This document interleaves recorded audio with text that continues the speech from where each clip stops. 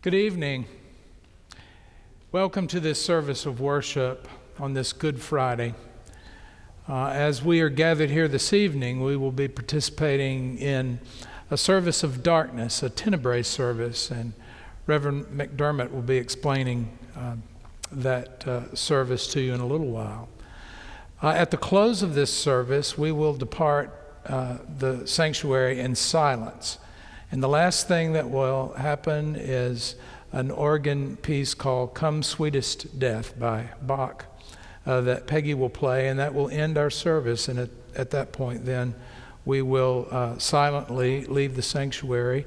You're welcome to stay and pray for a little while if you would like. Also, just a reminder that we will be wearing masks still, and thank you for doing that. And also there is an Easter offering. Every year we have an Easter offering. You'll find offering envelopes in the pew. The Easter offering goes to support various missions and outreach programs of our church and beyond our local church. So if you would like to contribute using one of those envelopes, you can place your gift in one of these black boxes that you find at the exits of the sanctuary. Or you can, of course, go on the church website and give in that way. And now let's prepare our hearts and minds for worship.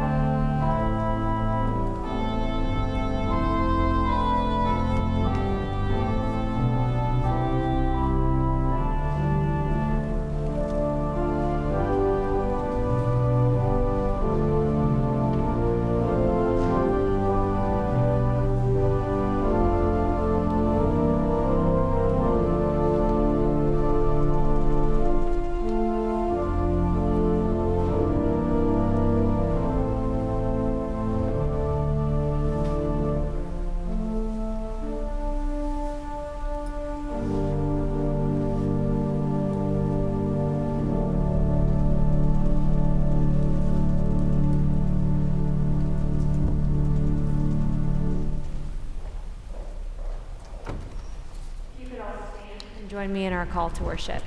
It should be on the screens, but there also should be a QR code behind you. From the busyness of our lives, we have come here on a day that is different. In the midst of a world which holds the promise of spring and new life, following a darkness before the dawn, we have come to share a story of betrayal and execution. Come and hear the tale. Come and share the tragedy. Come and embrace the darkness. God of light, God of shadow, in our time together today, keep us aware of your presence in the darkness, especially the darkness before the dawn, and help us to see meaning in this terrible story and keep the fire of hope alive in our hearts.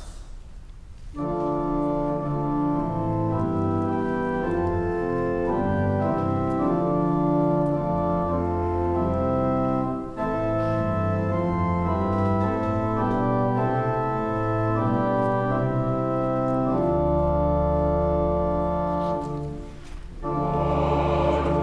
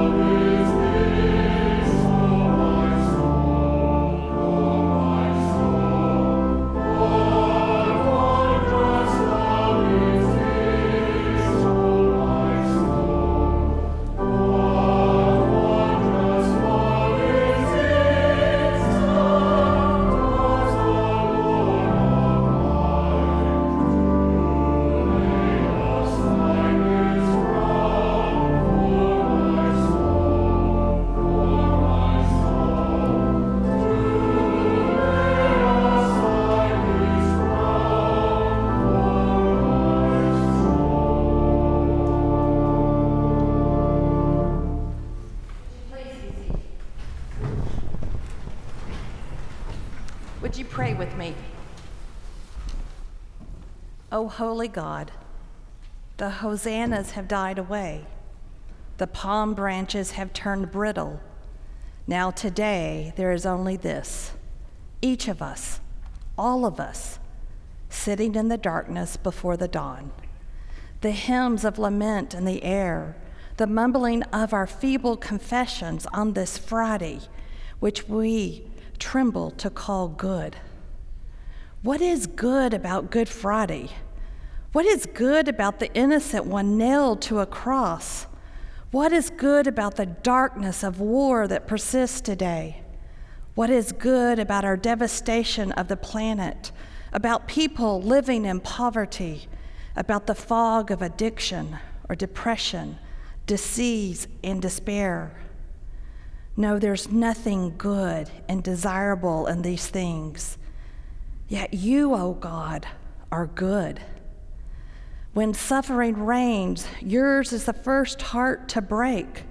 When despair lurks about, we remember that you were there first, peering into the abyss and crying out incredibly, "Father, forgive them." When we feel forsaken, we remember that in your last moments, you cared for your mother and your beloved disciple, binding them to one another as a new family. When we feel overcome by guilt, we remember that you spoke grace to the thief. Today you will be with me in paradise. Your love for us is just that boundless and ever-present and good. Thank you.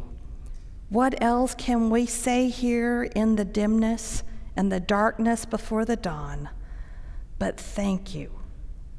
Amen.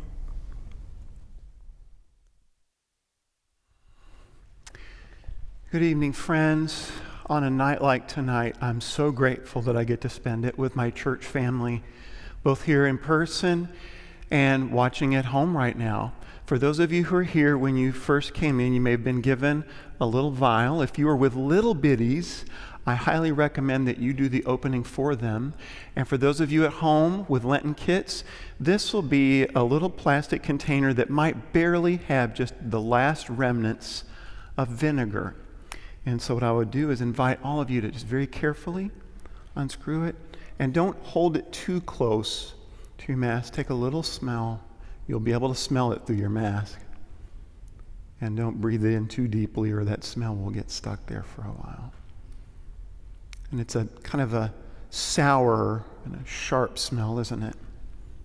You can put that lid back on. Well, the reason for the vinegar tonight is when Jesus was on the cross and he was tired and he was in pain, his body hurt and his feelings hurt, he said, "I'm thirsty." And the Roman soldiers who were there nearby heard that, and they soaked a sponge in some vinegar, and they put it on a stick, and they held it up to Jesus' lips to take a drink.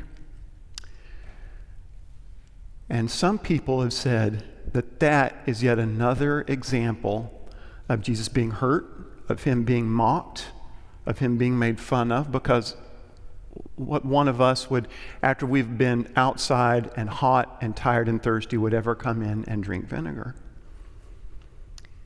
And so the question I want to explore this evening, it's a hard question to ask, is, are people basically good, or are people basically bad?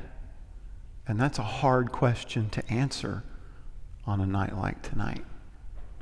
Well, some people say that that vinegar, that sponge was soaked in, that was actually more like sour wine. And that would have been a drink that the Roman soldiers would have had nearby. That's what the Roman soldiers would have had to drink. And so some say that those Roman soldiers were actually taking some of their own drink and offering it to Jesus as an act of mercy, as an act of kindness, and to give aid to someone who's being put to death may be a risky act. Are people basically good, or are people basically bad?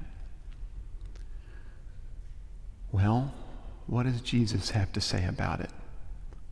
Quite a bit, actually. Let's look at that vinegar and let's think about it through the way Jesus looks at the world. You know, I'm thirsty isn't the only thing that Jesus said when he was on the cross. That crowd, that angry mob who was picking on Jesus, who was hurting his body and hurting his heart and hurting his feelings. What did Jesus do? From the cross, but pray to God for them, saying, forgive them. They don't know what they're doing. And that wasn't the only thing he said from the cross. You know, we think about the one cross, but there were actually three. On either side of Jesus, there was a criminal who was being punished. And one of those criminals on the cross looked over at Jesus, full of faith, and said, Jesus, remember me when you come into your kingdom. Isn't that amazing? Just one night before, Jesus had been telling everyone to remember him. And here was a criminal with such faith in Jesus. Jesus, remember me. And what did Jesus say? No, it's your fault that you're up here. You committed too many crimes. No. From the cross, Jesus blesses that criminal and says, truly I tell you, today you will be with me in paradise. Of all the lessons that Jesus taught through the parables, through the I am sayings, through the Sermon on the Mount, what a lesson to teach all of us from the cross about how to view humanity. Are people basically bad, or are people basically good? And 2,000 years later, we hear the echoes of Jesus' words saying, you are children of God. You are worth forgiving. You are worth loving. You are worth saving.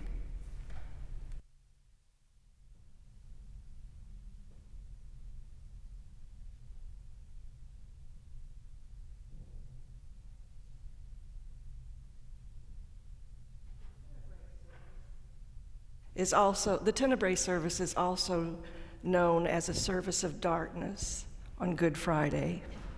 On this night, readings from the Gospels will tell the story of this day, from Jesus' arrest, trial, sentencing, his execution, death, and burial.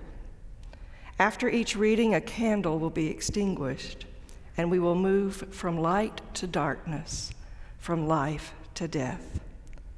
Specially selected music will emphasize the themes. After the readings, the reading which confirms Jesus' death, the final candle, the Christ candle, which was first lit on Christmas Eve, that candle will be extinguished. The last segment of the story will be read in darkness, and the sanctuary will remain dark as we hear the haunting beauty of Come, Sweet Death. And so we begin this evening with a reading from the prophet Isaiah. It was certainly our sickness that he carried, and our sufferings that he bore. But we thought him afflicted, struck down by God, and tormented. He was pierced because of our rebellions, and crushed because of our crimes. He bore the punishment that made us whole, and by his wounds we are healed. Like sheep, we had all wandered away, each going its own way, but the Lord let fall on him all our crimes. He was oppressed and tormented, but didn't open his mouth.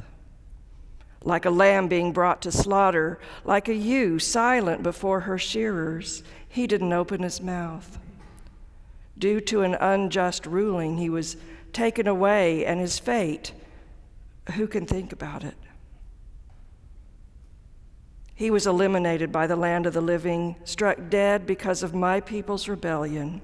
His grave was among the wicked, his tomb with evildoers, though he had done no violence and had spoken nothing false.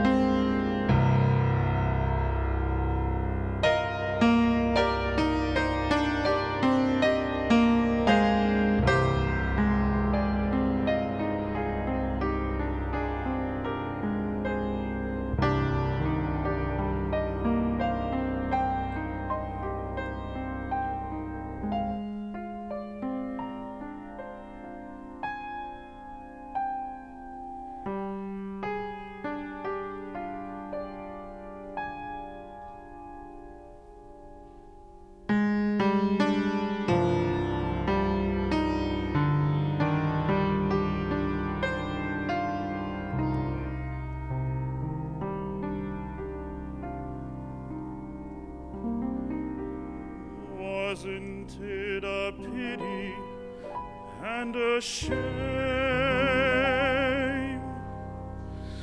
And he never said a mumbling word. Wasn't it a pity and a shame? And he never said a mumbling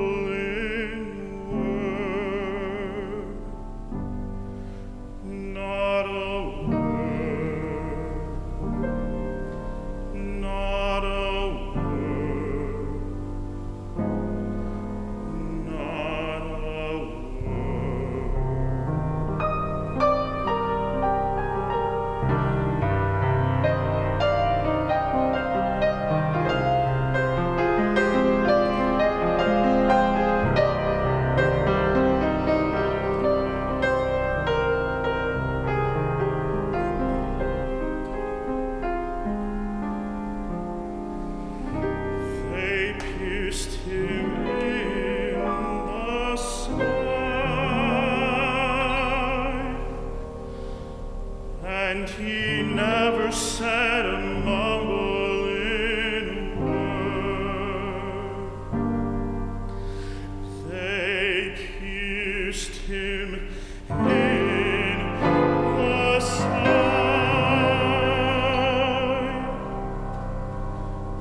and he never said a mumbling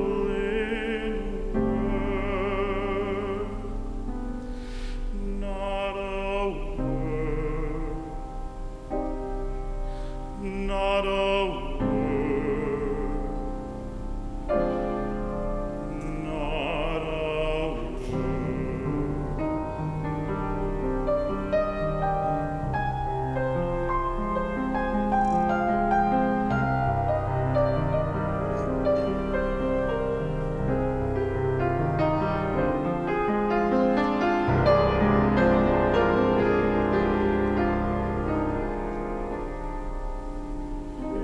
His blood came trickling down, and he never said a mumbling word.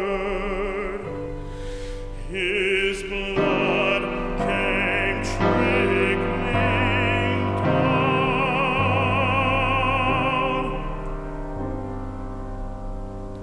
and he never said a mumbling word, not a word,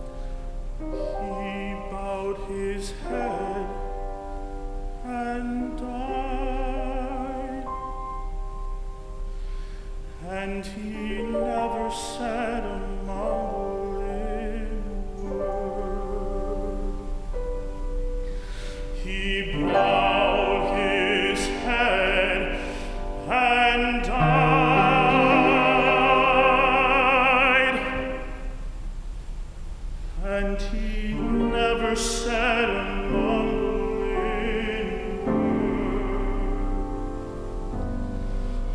Not a word. Not a word. Not a word.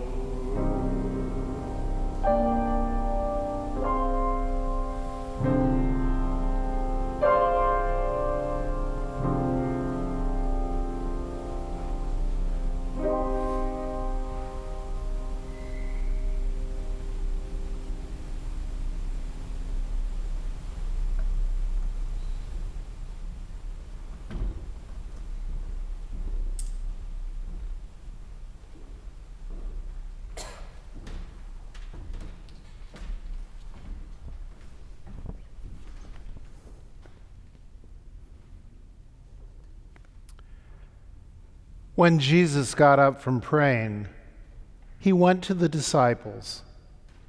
He found them asleep, overcome by grief. Suddenly, while Jesus was still speaking, Judas, one of the 12, came with a mob carrying swords and clubs. They had been sent by the chief priests, legal experts, and elders. His betrayer had given them a sign: "Arrest the man I kiss and take him away under guard." As soon as he got there, Judas said to Jesus, "Rabbi." Then he kissed him. Then they came and grabbed Jesus and arrested him. One of the bystanders drew a sword and struck the high priest's slave and cut off his ear. Jesus responded, "Have you come with swords and clubs to arrest me like an outlaw? Day after day, I was with you teaching in the temple, but you didn't arrest me. But let the scriptures be fulfilled." And all his disciples left, and they ran away.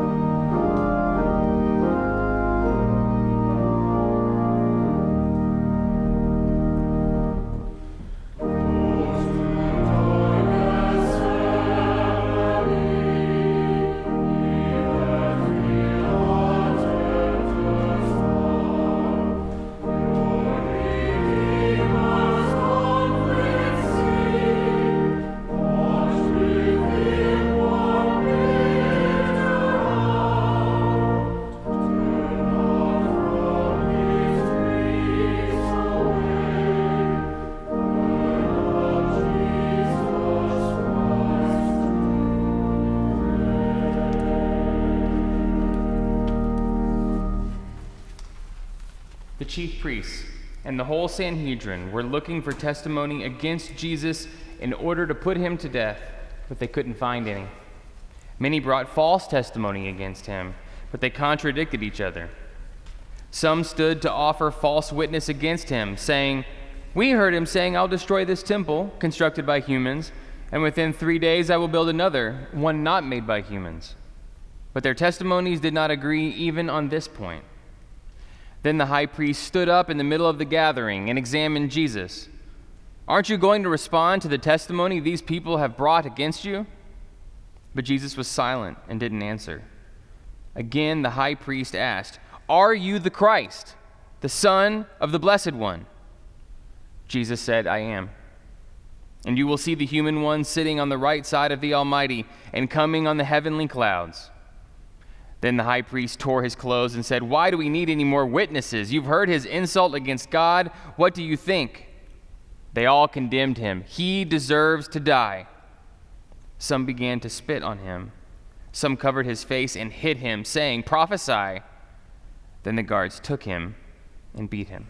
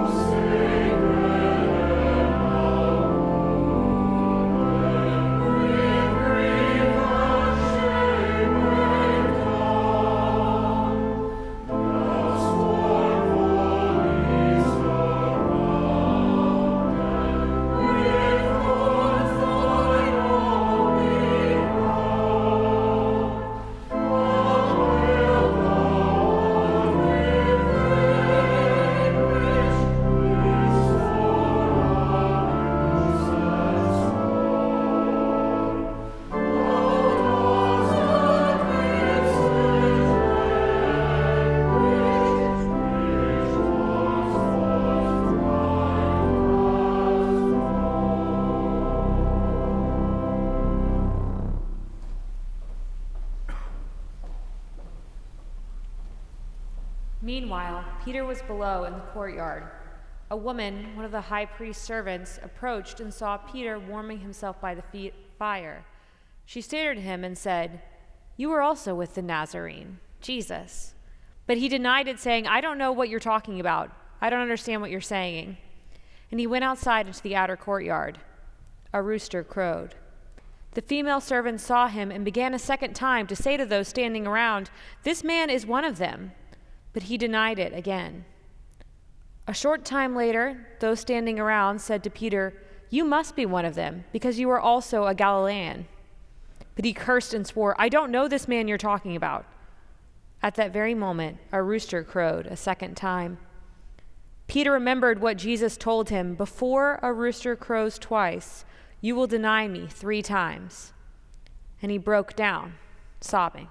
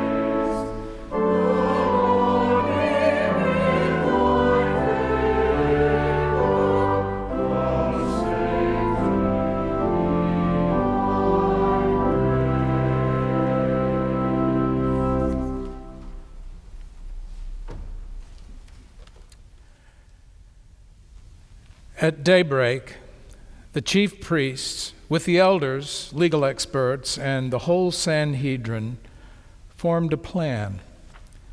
They bound Jesus, led him away, and turned him over to Pilate.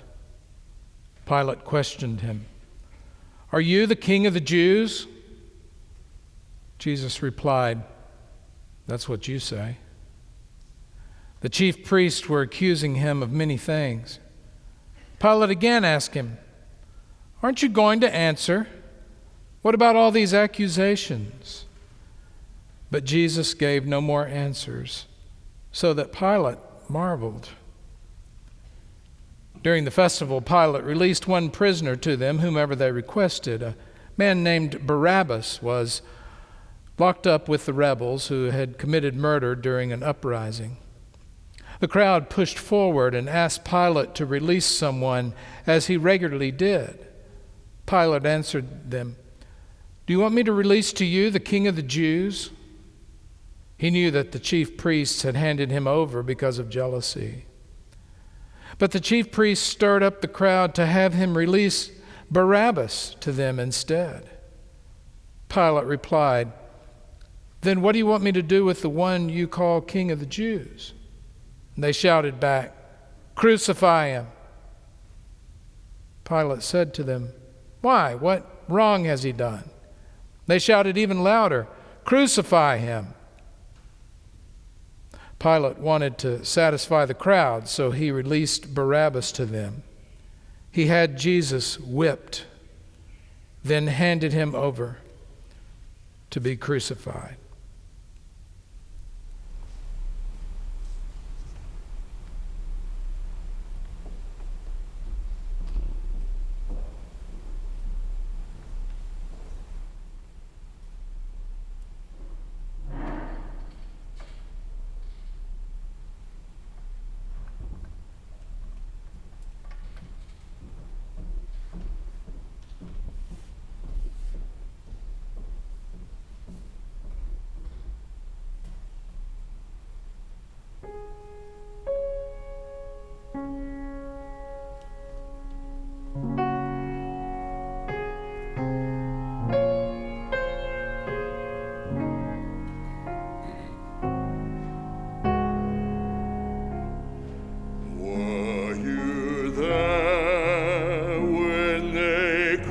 crucified my Lord.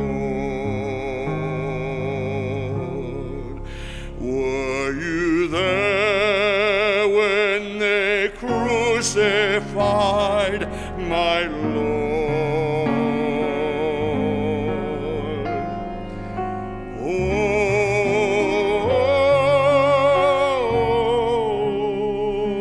Oh, sometimes it causes me to tremble, tremble, tremble. Were you there when they crucified my Lord?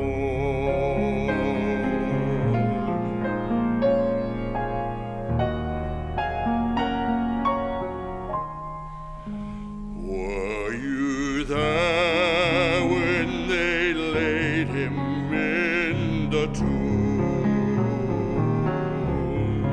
Were you there when they laid him in the tomb?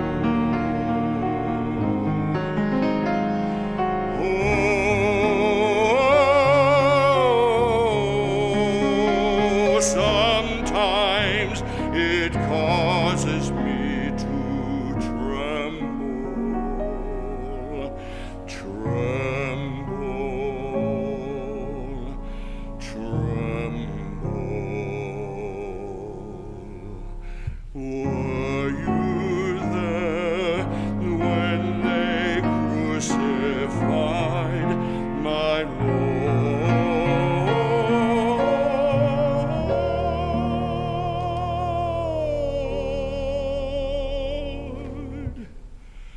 Were you there when they crucified my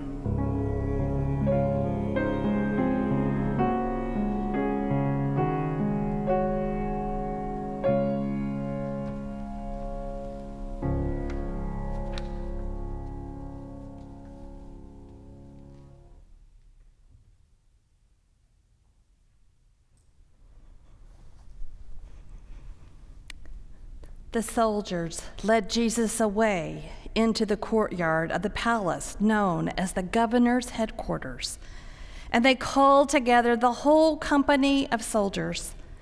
They dressed him up in a purple robe and twisted together a crown of thorns and put it on him.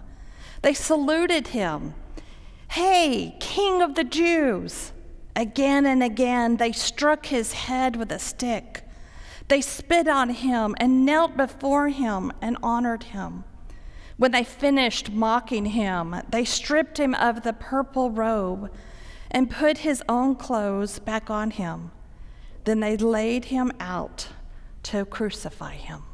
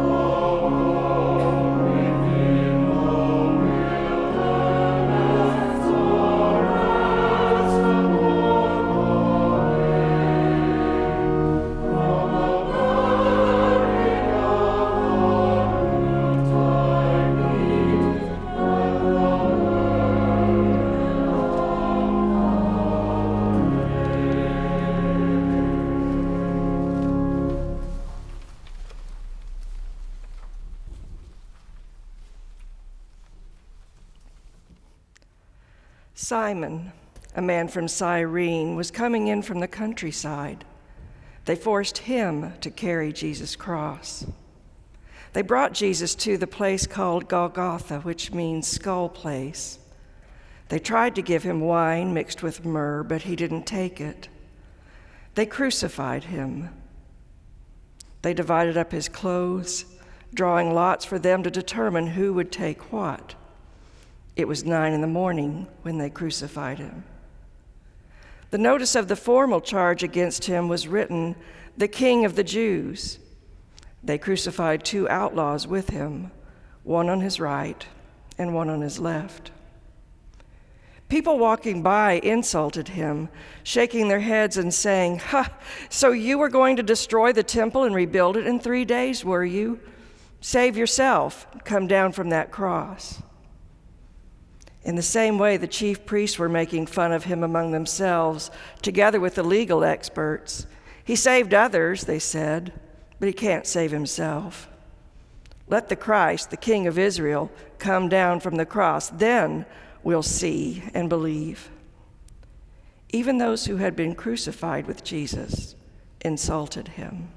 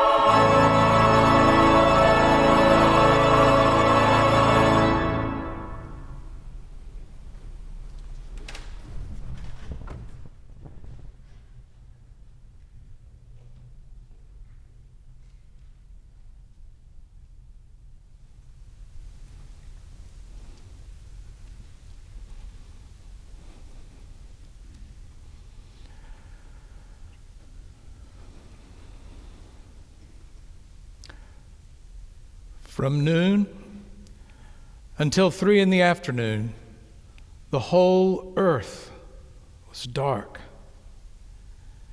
At 3, Jesus cried out with a loud shout, "Eloi, Eloi, lama sabachthani," which means, my God, why have you left me?" After hearing him, some standing there said, "Look, he's calling Elijah." Someone ran, filled a sponge with sour wine, and put it on a pole. And he offered it to Jesus to drink, saying, "Let's see if Elijah will come to take him down." But Jesus let out a loud cry and died.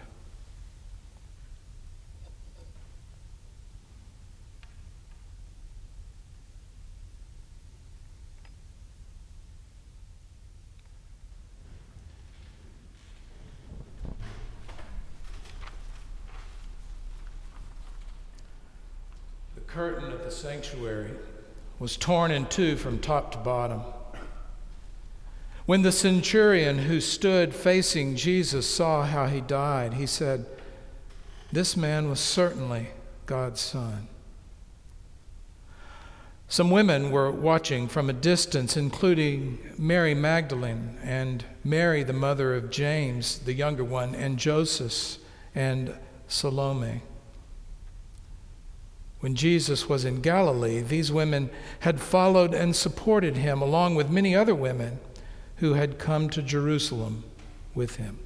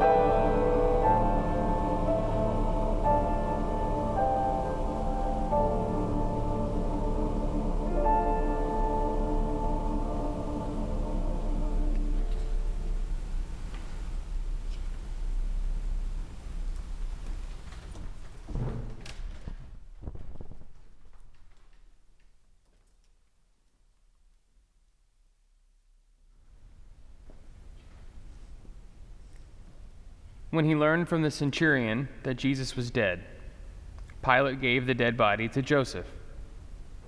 He bought a linen cloth, took Jesus down from the cross, wrapped him in the cloth, and laid him in a tomb that had been carved out of a rock.